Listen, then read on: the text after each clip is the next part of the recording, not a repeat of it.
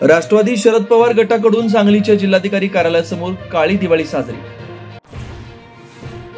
नाशिकमध्ये माजी कॉर्पोरेटर लोंढे यांच्या अनधिकृत इमारतीचं नगरपालिकेने व अंडरटेक उडवलं। नागपूरमधील MNLUच्या हॉस्टेल व लायब्ररी प्रकल्पाला राज्य सरकारने मंजुरी दिली।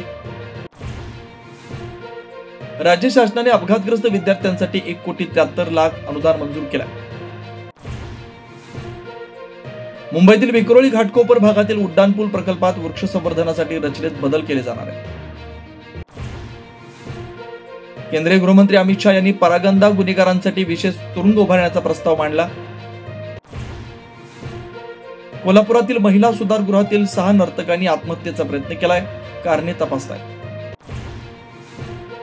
महापालिका पुनर्विकास प्रकल्प मुख्यमंत्री फडणवीस यांनी रमाबाई आंबेडकर नगर व कामराज नगरच्या पहिल्या टप्प्याचं 2 वर्षात पूर्ण करण्याचे आदेश दिले।